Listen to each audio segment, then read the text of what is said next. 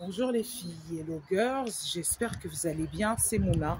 Bienvenue sur votre chaîne de divertissement, Mona Mood. Une chaîne où on vous raconte des histoires diverses. Les amis, j'ai une histoire à vous raconter, une histoire incroyable, une histoire vraiment incroyable. Alors c'est l'histoire d'une personne, d'un monsieur qui est d'origine européenne, qui aimait l'Afrique. Ce monsieur a fait une rencontre, ce monsieur est tombé amoureux de l'Afrique. Et parmi cette aventure, il a fait cette rencontre, il est tombé vraiment amoureux de cette personne qui habitait en Afrique précisément, à travers les réseaux sociaux, à travers Internet. Et ils ont eu des échanges, Ces messieurs étaient fou amoureux de cette personne. Cette personne lui a montré l'Afrique à travers les images, à travers les photos. Il a tenté l'aventure. Il s'est dit, je vais essayer de faire peut-être un voyage en Afrique pour voir comment l'Afrique est, pour voir où c'en est. Cette personne habitait précisément en Afrique centrale. Et ce monsieur était européen qui habitait précisément en France. Et il en a parlé à ses amis. Et il a tenté l'aventure. Il a pris son billet d'aller en Afrique centrale, à ce lieu-là, précisément au Cameroun, pour vivre cette aventure avec son amoureuse, cette Camerounaise. Voilà. Et apparemment, ça s'est bien passé.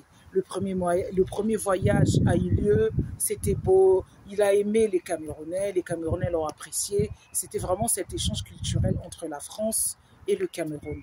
Quelque temps après, le monsieur, il a dit, moi, c'était juste un petit temps. Voilà, j'ai pris mes jours, j'ai pris mes temps pour venir te rencontrer, voir où tu habites, voir ton domaine, voir ta culture, voir en fait le pays. Tout était bien. Et ensuite, il est rentré en France. Et ils ont continué à échanger, Mes amis, quelques temps après, le monsieur a dit à sa chère compagne, à sa chère copine, écoute, pendant les grandes vacances, je vais prendre un mois de congé et ensuite je vais retourner au Cameroun. Et je voudrais qu'on fasse d'autres choses, je voudrais que tu me fasses découvrir encore les choses que je n'ai pas pu voir la dernière fois et tout et tout. La femme lui a dit, écoute, là où je vis en fait chez la famille, j'ai pas un toit, j'aimerais bien que toi et moi, si on officialise la relation, on vit entre France et Cameroun, parce que j'aime bien la France, mais je suis mieux à l'aise au Cameroun et tout et tout. Le monsieur était d'accord. Il lui a dit, écoute, laisse-moi le temps, qu'on apprenne à se connaître, qu'on se découvre. Voilà, je vais essayer de faire les démarches pour aussi essayer de t'inviter en France. Le monsieur, une fois qu'il a fini ses vacances, il a essayé de demander le visa pour faire venir cette femme. Mais ça n'a pas marché, il y a eu des complications. Ils continuent leur relation à distance. Voilà.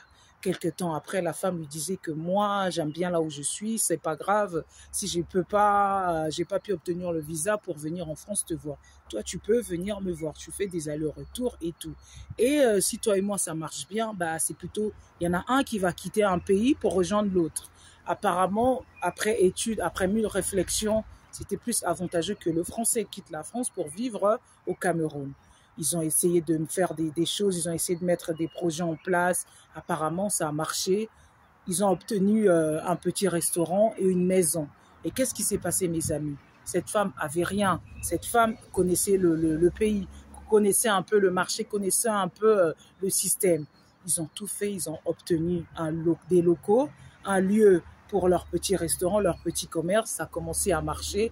Voilà, un Français au Cameroun. Et ils ont acheté leur maison. Quand ils ont acheté leur maison, ils se sont mariés là-bas. Ils ont eu leur mariage, ça s'est super bien passé. Le monsieur a tout quitté en France. Le monsieur a investi, le monsieur a pris des crédits. Dans son compte, il avait environ une somme de 200 000 euros. Il a rajouté une autre somme, à peu près 100 000 euros, pour avoir 300 000 euros pour quitter la France, pour aller vivre au Cameroun. Ils ont acheté une belle maison. Ils ont investi pour leur restauration. Tout allait bien. Quelques temps après, le monsieur a découvert que cette femme avait un autre homme. Voilà, et ils tournaient leur argent avec un autre homme. Et c'était un scandale. Le monsieur était tombé de nu. Le monsieur lui disait, attends, j'ai tout quitté. Je croyais que tu étais une femme fidèle. Je croyais que tu m'étais dévouée. Je croyais que tu m'aimais. Tout ça. Le monsieur, il n'en pouvait plus. Pendant cette période-là, il vivait en Afrique, ça n'allait plus. Tout allait plus. Apparemment, lorsqu'ils se sont mariés, quand il ramenait l'argent, quand il faisait des virements à cette femme, c'était des dons. Voilà, cette femme lui disait, quand tu fais des virements, tu mets des donations, tu mets des dons. Et quelques temps après, le monsieur a demandé le divorce. Le monsieur a tenté de mettre même fin à tout ça, il a demandé le divorce. Apparemment, dans leur contrat, le monsieur a demandé de récupérer ses biens et tout. Mais la femme lui a dit, mais en fait, c'est un don. Tu peux me porter plainte partout où tu veux. Quand tu donnes, tu reprends plus parce que c'est un don. C'était un combat très difficile. Heureusement qu'il avait sa famille, son frère. Il avait son frère ici. Son frère a tout fait pour aider. Son frère a tout fait. Mais en vain, ça n'a pas marché parce que quand ils se sont mariés, sous régime, tout ce que lui envoyait à cette femme, c'était au nom de cette femme. Parce que cette femme lui disait que ici, c'est l'Afrique, ici, tu mets à mon nom, parce que moi, je suis une femme, ils vont pas trop m'embêter. Et comme j'ai des maigres ressources, le fait que toi, tu es un étranger, tu viens ici, et ben, tu donnes tout en donation. Le monsieur, en fait, il avait rien sur lui. Toutes les preuves qu'il avait, c'était des virements, mais les virements montrent que c'était des dons. Donc, on ne peut pas accuser cette femme par rapport aux dons. Et vraiment, il a été affaibli, il a été sali. Il s'est dit, mais tu m'as trahi, tu m'as trompé. Je croyais que tu m'aimais. Je croyais que j'étais l'homme pour toi. Je croyais que j'étais cet homme idéal. Alors que tu me trompes. Alors tu me trompes avec un autre homme. Tu dors avec un autre homme dans mon propre toit, avec mon argent que moi j'ai investi, que moi j'ai dépensé, que moi j'ai retiré. Je te signale qu'à l'heure actuelle, j'ai encore des crédits à payer et tout. C'est vrai que j'avais ma part, mais j'ai aussi pris un crédit. Tu m'as arnaqué, mes amis. Quelques temps après, il était au bord du gouffre. Ce monsieur était au bord du gouffre. Il a demandé l'aide. Son frère a tout fait pour lui dire, reviens. Tu vas demander le divorce et tu vas revenir, même si tu as tout perdu. Tu n'as pas perdu la vie. Tu n'as pas perdu la vie. Quelque temps après, le monsieur est revenu ici, en France. Il était au bord du gouffre. Il n'avait plus de travail. Il n'avait aucun lieu. Et son frère l'a logé pendant des longues périodes. Le monsieur, il était au bord du gouffre, je vous dis. Il était dans le désespoir. Puis quelque temps après, c'est son frère qui me raconte son histoire. Ce monsieur, son frère me dit, quelque temps après, mon frère a mis fin à ses jours. Mon frère a écrit un courrier. Il a mis fin à ce jour. Pourquoi? À cause de l'amour. À cause de l'amour, mes amis. Désolé, il y a un vent. À cause de l'amour, il a mis fin à ses jours. Et c'est triste. Et dans le courrier, il disait que cette femme va payer tout le mal qu'il lui a subi. Elle va payer. Elle a pris mon argent. Elle a pris ma vie. Elle a pris ma dignité. Mais elle va payer. Elle va payer. La morale de l'histoire, c'est que ce frère pleure son frère qui est mort, qui a mis fin à ses jours. Et on peut lui rendre hommage. Il a fait ça par amour. Parfois, on dit que l'amour est aveugle. Il a fait ça par amour. Il a été séduit. L'Afrique l'a séduit. Cette femme l'a séduite. Et voilà. Et ce qui est triste, c'est vrai que on peut trouver l'amour partout, hein.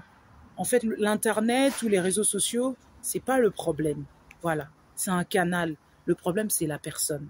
Parce que vous pouvez rencontrer quelqu'un à la rue, avoir une relation, ça marche et parfois ça ne marche pas. Je pense que faut pas cibler Internet, faut pas cibler les réseaux sociaux. Tout dépend de la personne. C'est pour ça que parfois, on dit faut prendre le temps de connaître la personne. Le temps fait tout.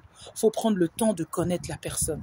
C'est qu'avec le temps, on découvre la personne. Si peut-être ce monsieur avait pris le temps de découvrir qui elle est cette femme, qui elle est cette personne, quelles sont ses idées, quelles sont ses intentions, je pense qu'il serait peut-être de nos jours encore en vie. Mais hélas, il n'est plus. Et voilà l'histoire. Dites-moi dans les commentaires qu'est-ce que vous en pensez. La morale de l'histoire, c'est qu'il faut prendre le temps, mes amis. Il faut prendre le temps lorsqu'on rencontre quelqu'un. Lorsqu'on a des sentiments, lorsqu'on a des papillons, c'est bien beau, mais il faut prendre le temps. S'il vous plaît. Dites-moi dans les commentaires qu'est-ce que vous en pensez. C'était Mouna sur votre chaîne de divertissement Mouna Mood, une chaîne où on raconte des histoires diverses. Je vous dis à bientôt les amis.